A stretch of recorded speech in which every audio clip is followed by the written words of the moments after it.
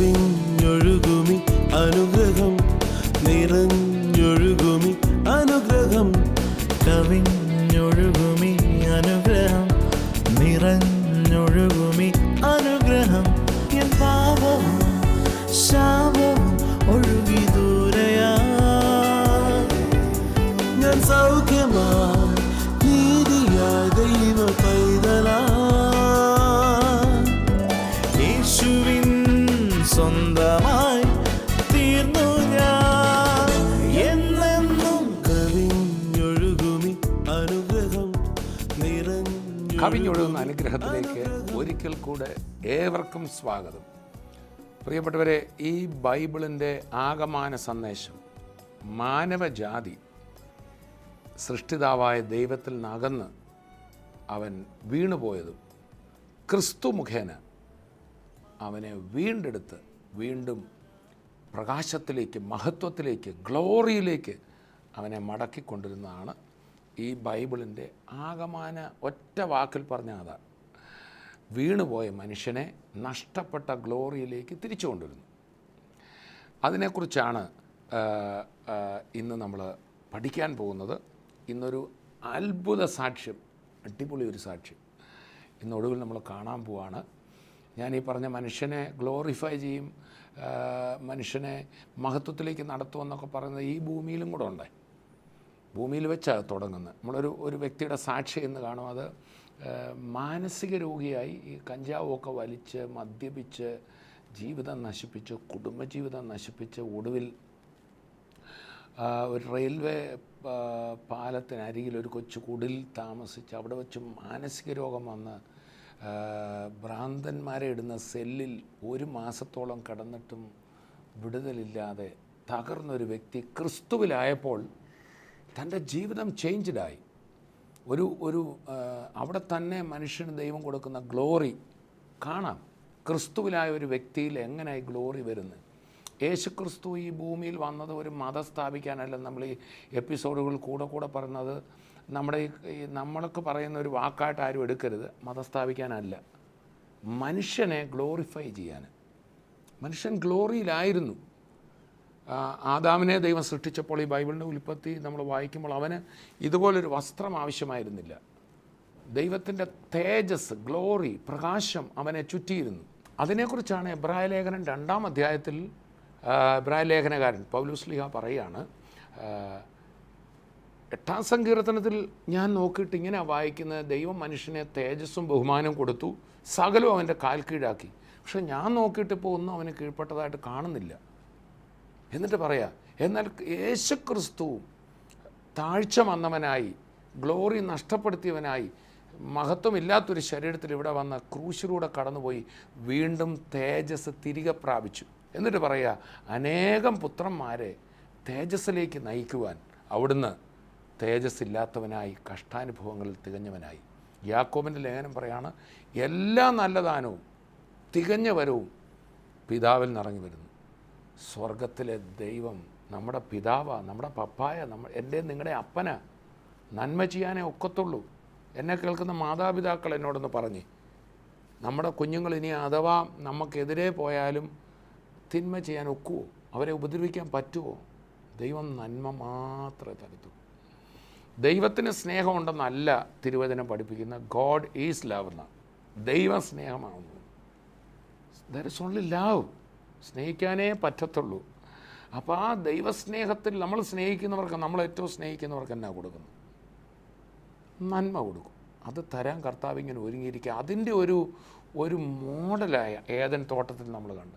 Eden തോട്ടം കർത്താവിൻ്റെ നന്മകളുടെ പൂർണ്ണതയാണെന്ന് ഞാൻ കരുതുന്നില്ല. ക്രിസ്തുവിലൂടെ ലഭിക്കുന്ന കർത്താവിൻ്റെ നന്മകളുടെ പൂർണ്ണത. നമ്മളിന്ന് അനുഭവിക്കുന്ന പരിശുദ്ധാത്മ നിറവോ ആത്മാവിൻ്റെ സന്തോഷമൊന്നും ആദാമിന് കിട്ടിയില്ല. ആദാമിന് കുറേ ഭൗതിക കാര്യങ്ങൾ, ആപ്പിളും മുന്തിരിങ്ങയൊക്കെ മാത്രമേ കിട്ടിയുള്ളൂ. അവിടെ സമാധാനം ഉണ്ടായിരുന്നു. പക്ഷെ നമ്മൾ അനുഭവിക്കുന്ന അതിമഹത്തായത്, എബ്രായ ലേഖനകാരൻ പറയുമ്പോൾ പഴയ നിയമത്തിലെ ഒരു ആൾക്കും കിട്ടാത്ത അതിമഹത്തായത്, ഗ്രേറ്റർ ഗ്ലോറിയിലുള്ള കാര്യങ്ങളാണ് നമുക്ക് കർത്താവ് തരുന്നത്. അപ്പോൾ ചുരുക്കി പറഞ്ഞാൽ ക്രിസ്തുവിലൂടെ മാനവജാതിയെ കർത്താവ് തേജസ്കരിക്കും. ഒരാൾ കർത്താവിൽ വിശ്വസിക്കുമ്പോൾ തന്നെ അയാൾ ഗ്ലോറിഫൈഡായി. എന്നാൽ ഇവിടെ റോമാലേഖനം 8 2 വാക്യങ്ങൾ ഞാൻ വായിക്കാം. റോമാലേഖനം 8-ാം അധ്യായത്തിൽ 29-30 വാക്യത്തിൽ കർത്താവിൽ വിശ്വസിച്ചവരെ തേജസ്കരിച്ചു, ഗ്ലോറിഫൈഡ് ആക്കി എന്ന് നമ്മൾ വായിക്കും. അപ്പോൾ തന്നെ അതിൽ മറ്റൊരു വാക്യത്തിൽ ഇനിയും തേജസ് പ്രാപിക്കാനിരിക്കുന്നേ ഉള്ളെന്ന് വായിക്കും. അതൊരു കോൺട്രഡിക്ഷനാണോ? അതിലേക്ക് നമ്മൾ വരുന്നത്. റോമർ 8:29-30 അവൻ മുന്നറിഞ്ഞവരെ തൻ്റെ പുത്രൻ അനേകം സഹോദരന്മാരിൽ ആദ്യജാതനാകേണ്ടതിന് അവൻ്റെ സ്വരൂപത്തോട് അനുരൂപരാകുവാൻ മുൻ നിയമിച്ചിരിക്കുന്നു. മുൻ നിയമിച്ചവരെ വിളിച്ചു, വിളിച്ചവരെ നീതീകരിച്ചു, നീതീകരിച്ചവരെ തേജസ്കരിച്ചും ഇരിക്കുന്നു. അപ്പോൾ കർത്താവായ യേശുവാണ് കർത്താവിൽ വിശ്വസിച്ച നമ്മളെ ഓരോരുത്തരെയും മുൻ നിയമിച്ചത്. ലോക സ്ഥാപനത്തിന് മുമ്പേ കണ്ടതുകൊണ്ട് നമ്മൾ വിശ്വസിക്കാൻ പറ്റിയത്. അതുകൊണ്ടാണ് പൗലൂസ് ഒരിക്കൽ ഒരിടത്ത് സുവിശേഷം അറിയിക്കുമ്പോൾ അവിടെ പ്രതിസന്ധികളുണ്ടായി ഒരു പട്ടണത്തിൽ. എന്നാൽ കർത്താവ് പറയാം, നീ ഭയപ്പെടാതെ പ്രസംഗിച്ചു, ഇവിടെ എനിക്ക് വളരെ ജനമുണ്ട് എന്ന് പറഞ്ഞാൽ വേറൊരിടത്ത് പറയുകയാണ്, പൗലൂസ് വേറൊരിടത്ത് പ്രസംഗിച്ചു, നിത്യജീവനായി മുൻ നിയമിക്കപ്പെട്ടവരെല്ലാം വിശ്വസിച്ചു. അപ്പം ഇത് കേൾക്കുമ്പോൾ ചിലർക്ക് തോന്നും ചെല്ലേ കർത്താവ് മുൻ നിയമിച്ച് വെച്ചിരിക്കുകയാണോ അവരെ. അങ്ങനെയല്ല. അതുകൊണ്ടാണ് വേറെടുത്ത് പറയുന്നത് മുൻ അറിഞ്ഞവർ ആരൊക്കെ വിശ്വസിക്കുമെന്ന് കർത്താവിന് നേരത്തെ അറിയാം. അപ്പം ആ മുൻ അറിഞ്ഞവരെയാണ് മുൻ നിയമിച്ചിരിക്കുന്നത്. ഇവിടെ പറയാണ് മുൻ നിയമിച്ചവരെ വിളിച്ചും വിളിച്ചവരെ നീതീകരിച്ചു. അപ്പോൾ യേശുക്രിസ്തുവിൽ വിശ്വസിക്കുമ്പോൾ തന്നെ നീതീകരിക്കപ്പെട്ടു. ഇനി നമ്മൾ നീതീകരണം പ്രാപിക്കേണ്ട. ഈ നീതിയെക്കുറിച്ച് 2 ഐഡിയാസാണ് മനുഷ്യർക്കുള്ളത്. ഞാൻ ഇടയ്ക്ക് പറഞ്ഞു തന്നേ ഉള്ളൂ. നമ്മുടെ വിഷയം തേജസ്സാണ്. നമുക്ക് മനുഷ്യൻ്റെ ഒരു നീതിയുടെ രീതിയുണ്ട്.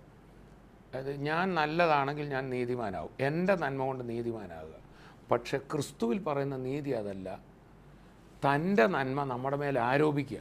നമ്മൾ പാപികളാണെങ്കിലും ഒന്നിനും കൊള്ളാത്തവരാണെങ്കിലും യേശുവേ എന്ന് വിളിക്കുന്ന നിമിഷം നമ്മുടെ ആ വിശ്വാസം നീതിയായി കണക്കിട്ട് നമ്മളെ നീതീകരിക്കുക. That's God given righteousness. മറ്റേത് ഞാൻ അച്ചീവ് ചെയ്യുന്ന, ഞാൻ സ്വയം ഏൺ ചെയ്യുന്ന റൈച്ചസ്നെസ്. ഞാൻ കുഴപ്പമൊന്നും ചെയ്തിട്ടില്ല, ഞാൻ തെറ്റൊന്നും ചെയ്തിട്ടില്ല.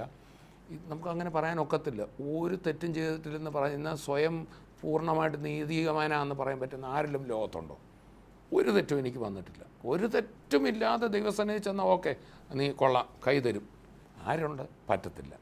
അത് നടക്കാത്തത് കൊണ്ട്, അത് മനുഷ്യന് സ്വയം നീതീകരിക്കപ്പെടാൻ പറ്റാത്തതുകൊണ്ട് ക്രിസ്തു നമ്മുടെ പാപം അങ്ങ് ഏറ്റെടുത്തു. നീ വിശ്വസിക്കുന്നവരെ സൗജന്യമായി നീതീകരിക്കുക. ആ കുരിശിൽ കിടന്ന കള്ളൻ എന്നെയും കൂടെ ഓർക്കണമെന്ന് ഒറ്റ വാക്ക് പറഞ്ഞപ്പോൾ, നീ ഇന്ന് എൻ്റെ കൂടെ പർദീസയിലിരിക്കും, താഴെ കിടക്കുമെന്നല്ല. I will give you the same glory and same honour as I have. ക്രിസ്തുവിൽ വിശ്വസിക്കുന്ന നിമിഷം പേരും കള്ളനും ലഭിക്കുന്ന ക്രിസ്തുവിൻ്റെ അതേ പൊസിഷൻ, ഗ്ലോറി, തേജസ്, മാന്യതയാണ്. അതാണ്. പക്ഷേ ഇവിടെ നമുക്കൊരു ചെറിയ സംശയം തോന്നും. അതെന്താ അങ്ങനെ എഴുതിയിരിക്കുന്നത്? അവൻ നീതീകരിച്ചു. അടുത്ത പറയാണ്, മുൻ നിയമിച്ചവരെ വിളിച്ചും വിളിച്ചവരെ നീതീകരിച്ചും നീതീകരിച്ചവരെ തേജസ്കരിച്ചും ഇരിക്കുന്നു. ഇന്ന് എന്നെ കേൾക്കുന്ന യേശുക്രിസ്തുവിൽ വിശ്വസിച്ച ആളോട് ഞാൻ പറയുകയാണ്, വിളിക്കപ്പെട്ടു, നീതിമാനാണ്, പേടിക്കൊന്നും വേണ്ട.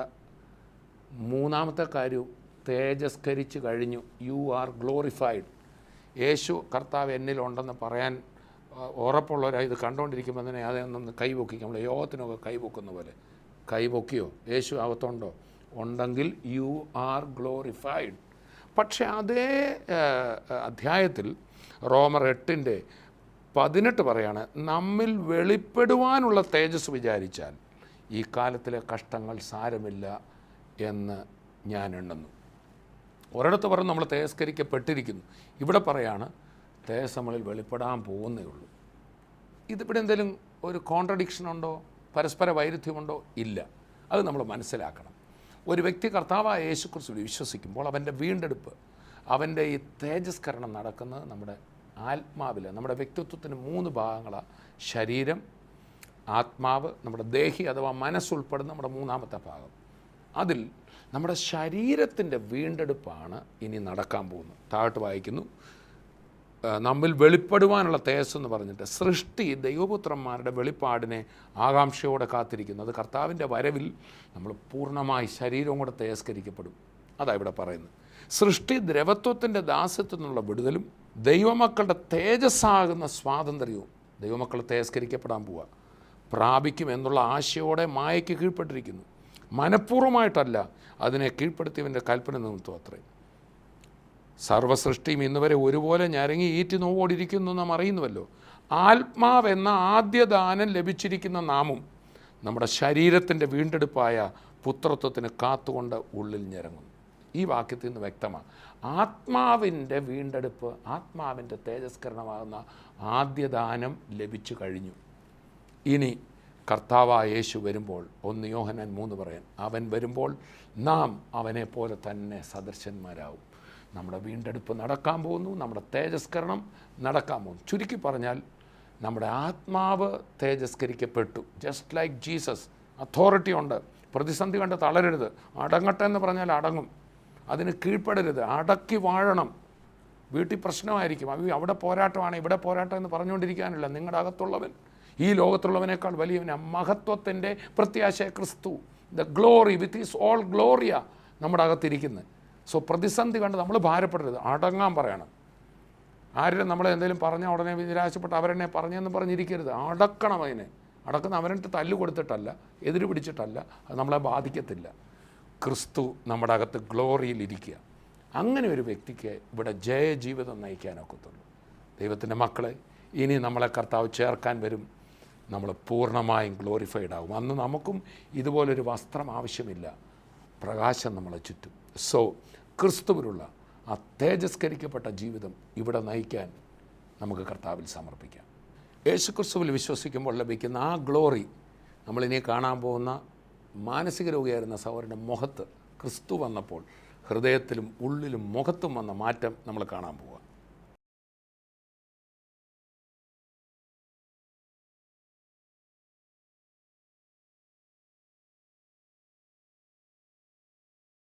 തോസുടിവറെ ഒരത്ഭുത സാക്ഷ്യമാണ് ഇദ്ദേഹത്തിൻ്റെ.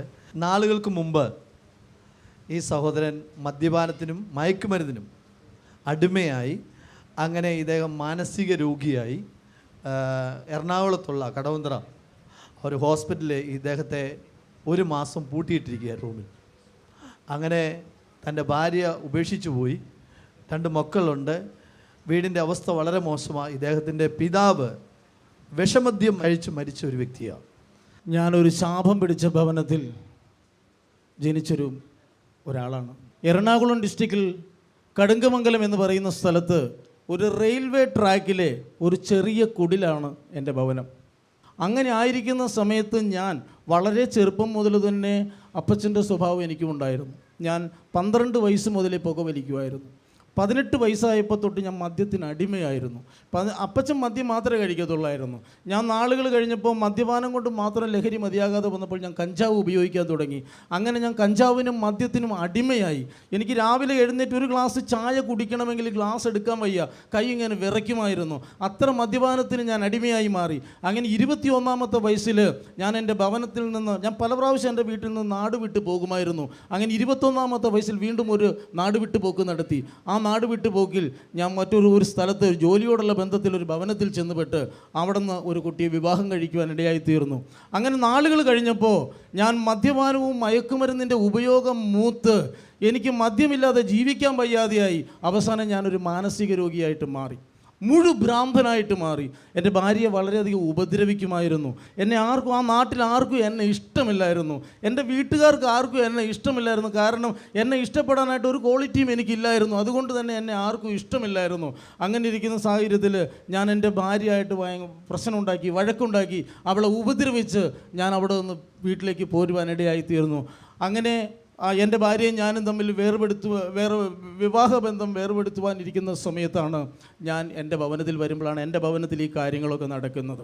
അങ്ങനെ ഒറ്റപ്പെട്ട്, ഒന്നുമില്ലാതെ, ഇടാനായിട്ടൊരു ഡ്രസ്സില്ലാതെ, 10 രൂപ പോലും കയ്യിലില്ലാതെ, ഒറ്റപ്പെട്ട് ഭൂമിയിൽ ആരുമില്ലാതെ ഇരിക്കുന്ന സാഹചര്യത്തിലാണ്. ആത്മഹത്യയല്ലാതെ മുമ്പിൽ മറ്റൊരു മാർഗവും ഇല്ല. അങ്ങനെ ഇരിക്കുന്ന സാഹചര്യത്തിൽ ഒരാൾ എന്നോട് പറഞ്ഞു, സഹോദരൻ നിങ്ങളൊരു മീറ്റിങ്ങിന് വരാമോ എന്ന് ചോദിച്ചു. മീറ്റിങ്ങിൽ വരാമോ എന്ന് ചോദിച്ചപ്പോഴത്തേക്കും ഞാൻ അവരോട് പറഞ്ഞു, ദൈവത്തെ എനിക്കറിയാം, പിന്നെ ഞാൻ അതിന് ആവശ്യമില്ലാത്ത പണിക്കൊക്കെ വരുന്നത് ഞാനില്ല. അത് തന്നെയല്ല, ഞാൻ വരാമെന്ന് വിചാരിച്ചാൽ എനിക്ക് ഇട്ടുകൊണ്ട് വരാനായിട്ട് ഒന്നുമില്ല. എനിക്കൊരു നല്ല ഡ്രസ്സില്ല ഇട്ടുകൊണ്ട് വരാനായിട്ട്. ആകെപ്പാടെ ഇട്ടിരിക്കുന്ന ഒരു മുണ്ട് ഷർട്ടും മാത്രമേ ഉള്ളൂ. അതാണെങ്കിൽ ബീഡിയുടെ തീ വീണിട്ട് അവിടെ ഇവിടെയൊക്കെ നിറച്ച് തുള വീണ ഒരു മുണ്ടും അതുപോലത്തെ തന്നെ ഒരു ഷർട്ടും, അല്ലാതെ എനിക്ക് വേറെ ഒന്നും ഇല്ല ഇട്ടുകൊണ്ട് വരാൻ. അപ്പോൾ ഞാൻ എന്തെടുത്തുകൊണ്ട് വരുമെന്ന് ചോദിച്ചു. അത് കഴിഞ്ഞ് ആ സഹോദരനോട് ഞാൻ പറഞ്ഞു, സഹോദരൻ ഇനിയിപ്പോൾ ഇതിട്ടുകൊണ്ട് വരാമെന്ന് വിചാരിച്ചാൽ എൻ്റെ കയ്യിൽ ഒരു 2 രൂപ പോലും ഇല്ല, വണ്ടിക്കൂലിക്ക് പോലും എൻ്റെ കയ്യിൽ പൈസ ഇല്ല എന്ന് പറഞ്ഞു. അപ്പോൾ ആ സഹോദരൻ പറഞ്ഞു, സാരമില്ല സഹോദരൻ വാ എന്നും പറഞ്ഞ് എന്നെ നിർബന്ധിച്ചൊരു മീറ്റിങ്ങിലേക്ക് കൊണ്ടുപോയി. ആ മീറ്റിങ്ങിലിരിക്കുന്ന സമയത്ത് യേശു എന്നെ തൊടുവാനിടയായി. അതിന് മുമ്പായിട്ട് ഞാൻ മറ്റൊരു കാര്യം പറയട്ടെ. അതിന് മുമ്പായിക്കൊണ്ട് തന്നെ മാനസിക രോഗം വന്ന് മാനസിക രോഗം വന്ന് എൻ്റെ ഭാര്യയെ ഉപേക്ഷിച്ച് പോന്ന ശേഷം ഞാൻ ആദ്യമായിട്ട് മീറ്റിങ്ങിലേക്ക് കടന്നു പോകുന്നതിന് മുമ്പായിട്ട് തന്നെ ഞാനൊരു മാനസിക രോഗിയാണെന്നുള്ള കാര്യം എനിക്ക് അറിയത്തില്ലായിരുന്നു. ഞാൻ നിർബന്ധത്താൽ ഒരു ഡോക്ടറെ പോയി കാണുവാനിടയായി. ഡോക്ടറെ പോയി കണ്ടത് കടവന്തറയിലുള്ള, എറണാകുളം കടവന്തറയിൽ സെൻട്രൽ ഹോസ്പിറ്റൽ എന്ന് പറഞ്ഞ ഒരു ഭ്രാന്താസ്പത്രി ഉണ്ട്, മെൻ്റൽ ഹോസ്പിറ്റലുണ്ട്. ഡോക്ടർ ഡേവിഡ്, അദ്ദേഹത്തിൻ്റെ പേര് ഡോക്ടർ ഡേവിഡ് എന്നാണ്. അദ്ദേഹത്തിനെ പോയി കണ്ട് അദ്ദേഹം പറഞ്ഞു 1 മാസം എന്നോട് അവിടെ കിടക്കാൻ പറഞ്ഞു. അങ്ങനെ അദ്ദേഹം എന്നെ 1 മാസം ട്രീറ്റ് ചെയ്തു. ആ ഒരു മുറിക്കകത്ത്, അടച്ചിട്ടിരുന്ന മുറിക്കകത്ത് എന്നെ കിടത്തി, പുറത്തേക്ക് എന്നെ വിടത്തില്ലായിരുന്നു. അങ്ങനെ കിടന്നു. അതുകൊണ്ടൊന്നും എൻ്റെ രോഗം പൂർണ്ണമായിട്ട് മാറിയില്ല. അദ്ദേഹം പറഞ്ഞു കുറേ നാൾ അടുപ്പിച്ച് ഗുളിക കഴിക്കേണ്ടി വരുമെന്ന് പറഞ്ഞു. അങ്ങനെ ഇരിക്കുന്ന സാഹചര്യത്തിലാണ് ഞാൻ ഈ മീറ്റിങ്ങിൽ പോകുന്നത്. മീറ്റിങ്ങിൽ ചെന്നപ്പോൾ എൻ്റെ യേശു അവിടെ വെച്ച് എന്നെ തൊടുവാനിടയായി. അന്ന് മുതൽ നാളുകളായിട്ട് ഉറക്കമില്ലാതിരുന്ന ഞാൻ സന്തോഷത്തോടു കൂടി അന്ന് മുതൽ ഉറങ്ങാൻ തുടങ്ങി. എൻ്റെ യേശു എന്നെ തൊട്ടു. അന്ന് തന്നെ ഉറങ്ങാൻ തുടങ്ങി. അങ്ങനെ ഒരമ്മയുടെ മടിയിൽ ഒരു കൊച്ചു കുഞ്ഞ് കിടന്നുറങ്ങുന്നത് പോലെ സമാധാനത്തോടെ, സന്തോഷത്തോടെ, എനിക്ക് എന്തെല്ലാം ഉണ്ടെന്നുള്ള ധൈര്യത്തോടു കൂടി കിടന്നുറങ്ങുവാൻ എൻ്റെ യേശു എന്നെ സഹായിച്ചു. അന്ന് മുതൽ ഞാൻ ഉറങ്ങാൻ തുടങ്ങി. എൻ്റെ മാനസിക രോഗം എന്നെ വിട്ടുമാറി. ദിവസങ്ങൾ കഴിഞ്ഞപ്പോൾ ഞാൻ എൻ്റെ യേശുവിനോട് പറഞ്ഞു, യേശുവേ, ഞാൻ മാത്രം രക്ഷപ്പെട്ടാൽ പോരാ, ഞാൻ ഉപേക്ഷിച്ച് പോന്ന, എന്നെ ഉപേക്ഷിച്ച എനിക്കൊരു കുടുംബമുണ്ട്, എനിക്ക് 2 ആൺകുഞ്ഞുങ്ങളുണ്ട്, എനിക്ക് എൻ്റെ കുടുംബത്തെ മടക്കി തരണമെന്ന് പറഞ്ഞു. എനിക്ക് അവരുടെ വീട്ടിലേക്ക് ചെന്ന് അവളെ വിളിക്കാൻ നിവൃത്തിയില്ല. കാരണം അവിടെ ചെന്ന നാട്ടുകാരെല്ലാവരും കൂടി എന്നെ തല്ലും. കാരണം ഞാൻ ആ പരുവത്തിലാണ് അവിടെ നിന്ന് പോന്നിരിക്കുന്നത്. എൻ്റെ ഭാര്യയും ഭാര്യ വീട്ടുകാരും ആ നാട്ടിലെ പ്രധാനപ്പെട്ട ചില വ്യക്തികളും ചേർന്ന് എനിക്കെതിരെ പെറ്റീഷൻ എഴുതി വെച്ചിരിക്കുക. പിന്നെ എനിക്ക് അങ്ങോട്ട് ചെല്ലാൻ നിവൃത്തിയില്ലല്ലോ. ഞാൻ വീട്ടിലിരുന്നുകൊണ്ട് തന്നെ എൻ്റെ യേശുവിനോട് പറഞ്ഞു, യേശുവേ അങ്ങയുടെ വചനത്തിൽ ഇങ്ങനെയുണ്ടല്ലോ, കർത്താവായ യേശുവിൽ വിശ്വസിക്കുക, എന്നാൽ നീയും നിന്റെ കുടുംബവും രക്ഷ പ്രാപിക്കും എന്ന് നിന്റെ വചനമുണ്ടല്ലോ കർത്താവേ എന്ന് പറഞ്ഞു. ഞാൻ അങ്ങനെ ഇരുന്ന് പ്രാർത്ഥിക്കുന്ന സമയത്ത് ഒരു ദിവസം ഞാൻ മീറ്റിംഗ് കഴിഞ്ഞ് ഞാൻ എൻ്റെ ഭവനത്തിൽ വരുമ്പോൾ 50 കിലോമീറ്റർ അകലെയാണ് എൻ്റെ ഭാര്യ വീട്. എൻ്റെ ഭാര്യ എന്നെ അന്വേഷിച്ച് എൻ്റെ വീട്ടിൽ വരുവാൻ കർത്താവിടെ വരുന്നു. എൻ്റെ ഭാര്യ ഇവിടെ വന്നിട്ടുണ്ട്. അവൾ ഒന്ന് എഴുന്നേൽപ്പിച്ചു. ഭാര്യ ഞങ്ങൾക്ക് കാണണം. എന്തൊരു സാക്ഷ്യമായത്. യേശു ജീവിക്കുന്നു, യേശു ജീവിക്കുന്നു, യേശു ജീവിക്കുന്നു. മാനസിക രോഗം സൗഖ്യമാക്കി, കുടുംബജീവിതം ഒന്നാക്കി. എന്തൊരു അത്ഭുതമാണ് കർത്താവ് ചെയ്തത്. എന്നെ ഉപേക്ഷിച്ച് എനിക്ക് വേണ്ടി പെറ്റീഷൻ എഴുതി വെച്ച് ഇനി മേലിൽ ഞാൻ ഇദ്ദേഹത്തിൻ്റെ കൂടെ ജീവിക്കത്തില്ലെന്ന് പറഞ്ഞ എൻ്റെ ഭാര്യയോട് കർത്താവ് ചെവിയിൽ പറഞ്ഞു, നീ ഒരിക്കൽ കൂടി അവൻ്റെ അടുത്ത് ചെല്ലാൻ. എൻ്റെ യേശു എനിക്ക് എൻ്റെ ഭാര്യ മടക്കി തന്നു. സ്തോത്രം. എൻ്റെ ഭാര്യ എൻ്റെ കർത്താവ് എനിക്ക് മടക്കി തന്നു. അങ്ങനെ എൻ്റെ വീട്ടിലേക്ക് വന്നു കഴിഞ്ഞ് ഞങ്ങൾ പിന്നെ വളരെ സന്തോഷമായി. ഞങ്ങളുടെ പ്രശ്നങ്ങളെല്ലാം തീർന്ന് ഞങ്ങൾ സമാധാനത്തോടെ, സന്തോഷത്തോടെ ഞങ്ങൾ ജീവിക്കാൻ തുടങ്ങി. അപ്പം തൊട്ട് എന്നെ കർത്താവ് അടുത്ത പടിയിലേക്ക് കടത്താൻ തുടങ്ങി. എനിക്ക് ഒന്നുമില്ലാതിരുന്ന അവസ്ഥയിൽ നിന്ന് സാമ്പത്തികമായിട്ട് എന്നെ കർത്താവ് ഉയർത്താൻ തുടങ്ങി. എനിക്ക് 2 ആൺകുഞ്ഞുങ്ങളാണെന്ന് ഞാൻ പറഞ്ഞല്ലോ. അങ്ങനെ സാമ്പത്തികമായിട്ട് സ്റ്റെപ്പായിട്ട് എന്നെ കർത്താവ് ഉയർത്തി മാനിച്ച് എനിക്ക് ഒരു ജോലി അറിയത്തില്ലായിരുന്നു. ഒരു ജോലി എനിക്ക് അറിയാവുന്ന ആകെ കഞ്ചാവ് വലിക്കാനും കള്ളു കുടിക്കാനും അല്ലാതെ വേറെ. പിന്നെ ഇദ്ദേഹത്തിന് ഇടയ്ക്കിടയ്ക്ക് തല്ലാനും അറിയായിരുന്നു. വേറെ ഒന്നും അറിയത്തില്ല. ഞാൻ ഒരു ചവിട്ട് കൊടുക്കുമ്പോൾ അങ്ങ് നീളത്തിൽ പോയി വീഴുമായിരുന്നു ആദ്യമൊക്കെ. ശരിയാണോ ഈ പറയുന്നതൊക്കെ? പഴയ അവസ്ഥ എന്ന് പറഞ്ഞിട്ടുണ്ടെങ്കിൽ അത് ഓർക്കാൻ പോലും എനിക്ക് ഇഷ്ടപ്പെടുന്നില്ല. അതേ രീതിയിലത്തെ അവസ്ഥയായിരുന്നു. കാരണം വെച്ചിട്ടുണ്ടെങ്കിൽ പുള്ളീനെ കാണുമ്പോൾ തന്നെ എനിക്ക് പേടിയായിരുന്നു. 17 വയസ്സിൽ എൻ്റെ കല്യാണം നടന്നത്. ആ 17 വയസ്സിൽ കല്യാണം നടന്നതിന് ശേഷം പുള്ളി ആദ്യമൊക്കെ ഞങ്ങൾ നല്ല സ്നേഹത്തിലായിരുന്നു. ഈ കഞ്ചാവും ഇതും വലിക്കാൻ തുടങ്ങിയോടുകൂടി പിന്നെ പുള്ളിക്ക് അമിതമായി ഉറക്കത്തിൽ പോലും മദ്യമില്ലാതെ പുള്ളി ഇരിക്കില്ല. ഒരുറക്കം കഴിഞ്ഞിട്ടുണ്ടെങ്കിൽ വലിയ കുടം പോലത്തെ കുപ്പിയൊക്കെയാണ് മദ്യം തലപ്പാകത്ത് വെച്ചേക്കുന്നത്. അങ്ങനെ പുള്ളീനെ അടുത്ത് വരുമ്പോൾ എനിക്ക് പേടിയായിരുന്നു. പുള്ളി അടുത്ത് വന്നിട്ടുണ്ടെങ്കിൽ എപ്പോൾ വയ്ക്കാൻ നന്നായിട്ട് ഉപദ്രവിക്കുമായിരുന്നു. ഒറ്റയടിയൊക്കെ അടിച്ചിട്ടുണ്ടെങ്കിൽ എൻ്റെ മക്കൾ തന്നെ പറയും, എന്നെ അടിക്കുന്ന സമയത്ത് മൂക്കിന്ന് ചോര വന്നതൊക്കെ എൻ്റെ ഇളയ കുട്ടിക്ക് നല്ല ഓർമ്മയാണ്. എന്നെ തല്ലിയത് അവൻ്റെ കേട്ടത് തലേണ്ടതൊക്കെ നല്ല ഓർമ്മയാണ്. എന്നവൻ വിദേശത്താണ്. അപ്പോൾ അങ്ങനെ അതേപോലെ ഒത്തിരി ഉപദ്രവിക്കുമായിരുന്നു. ഒരു ദിവസം ഇതേപോലെ മറക്കാൻ പറ്റാത്ത രീതിയിലുള്ള ഒരു ചവിട്ട്, അല്ലാണ്ട് ചെറിയ തല്ലിയിട്ടെങ്കിൽ അത്രയ്ക്ക് കാര്യമാക്കിയിരുന്നില്ല. ഒരു ദിവസം പുള്ളി ഒരു ഭിത്തിമേയും ഒരു മരത്തുമേയും പിടിച്ചു നിന്നിട്ട് ഞാൻ ഇങ്ങനെ അകത്തേക്ക് കയറി വന്ന വഴിക്ക് ഒരൊറ്റ ചവിട്ട് ചട്ടിയിട്ട് ഇവിടുന്ന് ഏകദേശം ഇവിടുന്ന് ആ ക്യാമറ ഇരിക്കുന്ന അത്രയും ദൂരം വരെ ചില സിനിമയിലെ കണ്ടിട്ടുള്ള ആൾക്കാർ പറന്നു പോണത് എന്നപോലെ ഞാൻ പറന്നുപോയി. അതേ രീതിയിൽ പറന്നു പോയിട്ട് തെങ്ങിൻ്റെ കടയ്ക്ക് ചെന്ന് വീണു. അതോടുകൂടി പൂർണ്ണമായിട്ട് എനിക്ക് പിന്നെ പുള്ളിനെ ഒട്ടും ഉൾക്കൊള്ളാൻ കഴിയാണ്ടായി. അതുവരെയും 2 മക്കളുണ്ടല്ലോ എന്നും കരുതി ഉൾക്കൊള്ളുകൊണ്ട് ജീവിക്കണം എന്ന് കരുതിയിരുന്നത്. ഇതും കൂടി ആയതോടെ എനിക്ക് പൂർണ്ണമായിട്ട് പിന്നെ ഈ പുള്ളിനെ വെറുത്തു, എനിക്ക് വേണ്ടെന്നുള്ള ചിന്തയായി. അങ്ങനെ ആയിരിക്കുന്ന സമയത്ത് ഈ ഉപദ്രവം കാരണം പേടിച്ചിട്ട് ആളെ ഇഷ്ടമായിരുന്നു, പക്ഷേ ഈ മദ്യത്തിൻ്റെ ഇതുകൊണ്ട് അമിതമായുള്ള ഉപദ്രവം കാരണം പേടിച്ചിട്ട് പിന്നെ എനിക്കൊരു രാത്രി പോലും പുള്ളിയുടെ കൂടെ കിടക്കാൻ പേടിയാണ്. അങ്ങനെ ഇരിക്കുന്ന അവസരത്തിലാണ് പുള്ളി പിന്നെ പ്രാർത്ഥനയ്ക്ക് പോയത്.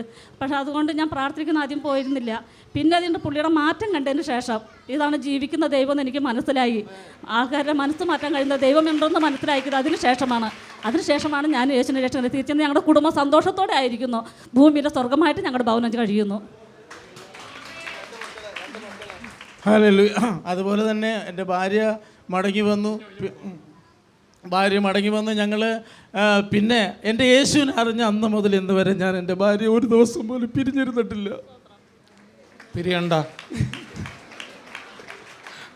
ഒരു ദിവസം പോലും ഞങ്ങൾക്ക് പിരിഞ്ഞിരിക്കേണ്ടി വന്നിട്ടില്ല. ഞാൻ പിന്നെ ഉപദ്രവിച്ചിട്ടില്ല. ഞങ്ങൾ വലിയ സന്തോഷത്തിലാണ്. ഇന്ന് എവിടെ പോയാലും എൻ്റെ കൂടെ ഉണ്ടാവും. ആളില്ലാതെ ഒറ്റയ്ക്ക് അങ്ങ് നടക്കാൻ വയ്യാത്തൊരവസ്ഥ. ആളില്ലെങ്കിൽ എനിക്ക് ഭയങ്കര ഒരു വിഷമം, ഒരു പേടിയാണ്. എനിക്ക് എപ്പോഴും കൂടെ ഉണ്ടാവും. അതുപോലെ ഞാൻ സ്നേഹിക്കുന്നത് എങ്ങനെയാണെന്ന് പഠിച്ചത് ഞാൻ യേശുവിനെ അറിഞ്ഞ പിന്നെയാണ്. അതുവരെ എനിക്ക് അറിയത്തില്ലായിരുന്നു. യേശുവിനെ അറിയുന്നതിന് മുമ്പ് സ്നേഹിക്കുന്ന എങ്ങനെയാണെന്ന് എനിക്ക് അറിയത്തില്ലായിരുന്നു. യേശുവിനെ അറിഞ്ഞു കഴിഞ്ഞപ്പോൾ ഞാൻ സ്നേഹിക്കാൻ പഠിച്ചു. ഞാൻ കർത്താവിനോട് പറഞ്ഞു, ഞാൻ എൻ്റെ സ്വന്തം പിതാവിനോട് പറയുന്നതിനേക്കാൾ എൻ്റെ സ്വന്തം പിതാവിനോട് ഞാൻ ഒരിക്കലും ഇങ്ങനെ പറഞ്ഞിട്ടില്ല. കാരണം അദ്ദേഹത്തെ എനിക്ക് പേടിയാ, മദ്യപാനിയായിരുന്നല്ലോ. പക്ഷേ എനിക്ക് യേശുവിനെ കിട്ടിയപ്പോൾ എനിക്ക് എൻ്റെ അപ്പനെ കിട്ടിയ പോലെ. ഹല്ലേലൂയ. ഞാൻ എൻ്റെ അപ്പനോട് എപ്പോഴും പറയും, എനിക്കത് വേണം, എനിക്കിത് വേണം, അങ്ങനെ വേണം, ഇങ്ങനെ വേണം എന്നൊക്കെ പറയും. പക്ഷേ ബ്രദറെ, ഞാനൊന്ന് പറയാം, ഞാൻ യേശുവിനെ അറിയാൻ വേണ്ടി എന്നൊരു മീറ്റിങ്ങിലേക്ക് കൊണ്ടുപോകാൻ എന്നെ വിളിച്ച സഹോദരനോട് ഞാൻ ചോദിച്ചു, എന്ത് ഉടുത്തോണ്ടാണ് ഞാൻ വരണ്ടേന്ന്. ഇന്ന് കൃപയാൽ ഏത് ഉടുക്കണമെന്നാണ് ഞാൻ വിചാരിക്കുന്നത്. അതുപോലെ കർത്താവ് എന്നെ മാനിച്ചു. അതുപോലെ തന്നെ എനിക്ക് 2 രൂപ വണ്ടിക്കൂലി ഇല്ലായിരുന്നു. ഇന്ന് കൃപയാൽ ഞങ്ങളുടെ വീട്ടിൽ 2 കാറുണ്ട്. കൂടാതെ എനിക്കൊരു ബിസിനസ്സുണ്ട്. ആ ബിസിനസ് ആവശ്യത്തിന് വേണ്ടി വേറെ 2 വാഹനങ്ങളുണ്ട്. കർത്താവിൻ്റെ കൃപയാൽ ഇന്ന് ഭവനത്തിന് ചുറ്റും വാഹനങ്ങളാണ്. സ്വതന്ത്രം മനോഹരമായൊരു വീട് പണിയാൻ കർത്താവ് സഹായിച്ചു. എൻ്റെ അപ്പം പുറമ്പോക്കി കിടക്കാനല്ല എന്നെ വിളിച്ചത്, മനോഹരമായൊരു ഭവനം. എല്ലാവരും പറഞ്ഞു അവൻ കുടുംബം നോക്കാൻ അറിയാൻ പാടില്ലാത്തവനാണെന്ന്. 2 ആൺമക്കൾക്ക് വേണ്ടി കരുതുവാൻ കർത്താവ് എന്നെ സഹായിച്ചു. ഇന്ന് എൻ്റെ കീഴിൽ 3 ജോലിക്കാരുണ്ട്. എനിക്കൊരു നല്ല ബിസിനസ്സുണ്ട്. എൻ്റെ 2ാമത്തെ മകൻ ദുബായിൽ ജോലി ചെയ്യുന്നുണ്ട്. ദുബായിലുള്ള നമ്മുടെ കുടുംബത്തിൽ തന്നെ അവനോട് മീറ്റിങ്ങിൽ പങ്കെടുത്തുകൊണ്ടിരിക്കുക. അതുപോലെ തന്നെ എൻ്റെ മൂത്ത മകനും ഭാര്യയും അവർ പെരുമ്പാവൂർ നമ്മുടെ കുടുംബത്തിൽ തന്നെ അവിടെ മീറ്റിങ്ങിൽ പങ്കെടുത്തുകൊണ്ടിരിക്കുക. എൻ്റെ മരുമകൾ അവിടുത്തെ വർഷിപ്പ് ടീമിലുണ്ട്, കുഞ്ഞ് പാടുന്നുണ്ട് അവിടെ. അങ്ങനെ കർത്താവിൻ്റെ കൃപയാൽ ഞങ്ങളെ അനുഗ്രഹിച്ച്, ഞങ്ങളെ മാനിച്ച്, ഒന്നുമില്ലായ്മയിൽ നിന്ന് ഒന്നുമില്ല, വെറും വട്ടപൂജ്യത്തിൽ ഞാൻ യേശുവിനെ അറിഞ്ഞ ആളാ. വെറും വട്ടപൂജ്യത്തിൽ നിന്ന് ദരിദ്രനെ കുപ്പയിൽ നിന്നെടുത്ത് അപ്പനോട് ഒപ്പമിരുത്തിയവന്റെ പേരാ യേശു. ആമേൻ.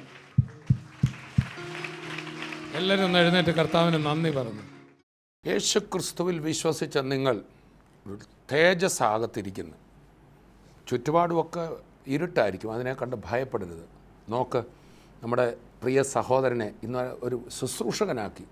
മാനസിക രോഗിയായിരുന്നു, ഭ്രാന്ത സെല്ലിൽ കിടന്നയാൾ ഇന്ന് തേജസ്സ. തൻ്റെ കുടുംബത്തിൻ്റെ അവസ്ഥ മാറി, തൻ്റെ കുടുംബ ജീവിതം അത്ഭുതമായി. നിങ്ങൾക്കും ഇതുണ്ട്. ഇത് തോമസ് ഊട്ടി ബ്രദർ പ്രാർത്ഥിക്കുന്നതുകൊണ്ടല്ല, യേശുവെ എൻ്റെ ഹൃദയത്തിലേക്കൊന്ന് വരണമെന്ന് ഇന്ന് ആര് പറയുന്നു? ഇതിന് മതമൊന്നുമില്ല. യേശുവെ എൻ്റെ ഹൃദയത്തിൽ വരണമേ, എനിക്കും ഈ അവസ്ഥ വേണം എന്നൊന്ന് പറഞ്ഞ് ഇന്നത് നമ്മൾ പ്രാർത്ഥിച്ചുകൊണ്ടിരിക്കുമ്പോൾ രോഗികൾ സൗഖ്യമാവും. എനിക്ക് ഉറപ്പുണ്ട് ആ സാഹചര്യങ്ങൾ മാറും. നമ്മൾ കേട്ടതുപോലെ തിന്മയായതൊന്നും കർത്താവിൽ നിന്നല്ല.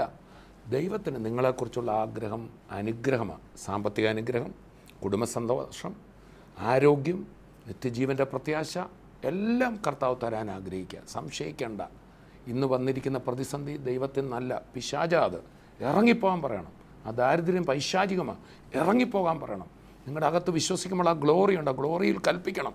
ഇത് ദൈവഹിതമായ എൻ്റെ കഷ്ടപ്പാടെന്ന് പറഞ്ഞിരിക്കാനല്ല വിളിച്ചത്. നമുക്കൊന്ന് പ്രാർത്ഥിക്കാം. പിതാവേ, ഞങ്ങളങ്ങേ സ്തുതിക്കുന്നു. ഇത് കണ്ടുകൊണ്ടിരിക്കുന്ന ഓരോ വ്യക്തിയും ഇന്ന് കേട്ട വചനം പോലെ അവരുടെ ഉള്ളിലെ ആ ഗ്ലോറി, അവരുടെ ഉള്ളിലെ ആ മഹത്വം കർത്താവെ അതവരിൽ പ്രകാശിക്കട്ടെ. സാഹചര്യങ്ങൾ മാറട്ടെ. രോഗികൾക്ക് വേണ്ടി പ്രാർത്ഥിക്കുന്ന കർത്താവെ, അങ്ങയുടെ കരം ഇപ്പോൾ തന്നെ മക്കളെ സ്പർശിക്കണം. കണ്ണുകൾ സൗഖ്യമാകട്ടെ. സാഹചര്യങ്ങൾ മാറട്ടെ. ആന്തരിക അവയവങ്ങൾ, ബാക്കിയ ശരീരവും ഒക്കെ സൗഖ്യമാകട്ടെ. കർത്താവിൻ്റെ വിടുതൽ അവരുടെ ബിസിനസ്സുകളിലുണ്ടാകട്ടെ. ആ സാമ്പത്തിക പ്രശ്നങ്ങൾ മാറട്ടെ. കുടുംബത്തിലെ അസ്വസ്ഥതകൾ മാറട്ടെ. എല്ലാ പൈശാചിക ബന്ധനങ്ങൾ, ആഭിചാര കെട്ടുകൾ എന്തിനാലാണോ കഷ്ടപ്പെടുന്നത്, ഇപ്പോൾ വിടുതലാകട്ടെ. മഹാസന്തോഷം കൊണ്ട് നിറയ്ക്കണം. കർത്താവ് വിടുവിച്ചതിനായി സ്തോത്രം. യേശുവിൻ നാമത്തിൽ തന്നെ ആമേൻ. കർത്താവിൽ വിശ്വസിക്കുമ്പോൾ നമ്മുടെ ഹൃദയം പ്രകാശിക്കും, നമ്മുടെ ചുറ്റുപാടുകൾ മാറും. ഇനി യേശു നമുക്കായി വരും. അവിടുന്ന് വരുമ്പോൾ പൂർണ്ണമായൊരു തേജസ്കരണമാണ്. കർത്താവിൻ്റെ വരവിനായി ഒരുങ്ങാം. നാളെ നമുക്ക് ഇതേ സമയം ഇതേ ചാനലിൽ മറ്റൊരു പ്രോഗ്രാമാണ്. അതിൽ വീണ്ടും കാണാം. അതുവരെയും I bless you in Jesus name. Amen. സ്വർഗീയ വിരുന്ന് ടെലിവിഷൻ മിനിസ്ട്രിയിൽ സാമ്പത്തിക പങ്കാളികളാകുക. Heavenly feast mission months. കൂടുതൽ വിവരങ്ങൾക്ക് വിളിക്കുക 9447356682.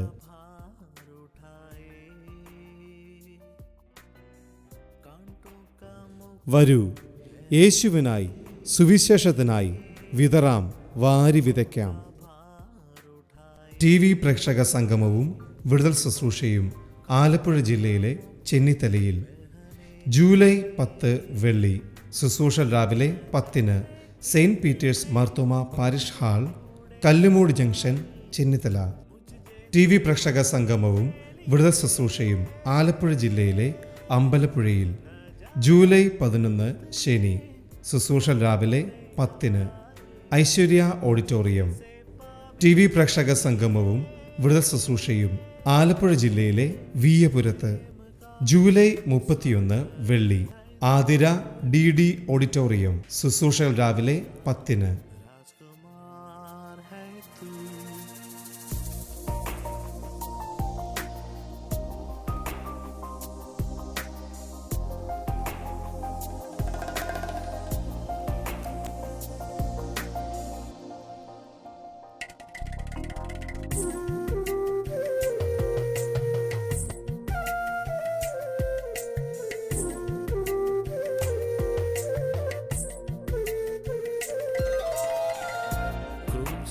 देखो आते हैं बहते हुए खून की धार, क्रूस से देखो आती है बहते हुए खून की धार। ओ मसीह तूने हमको सिखाए प्रेम की परिभाषा को,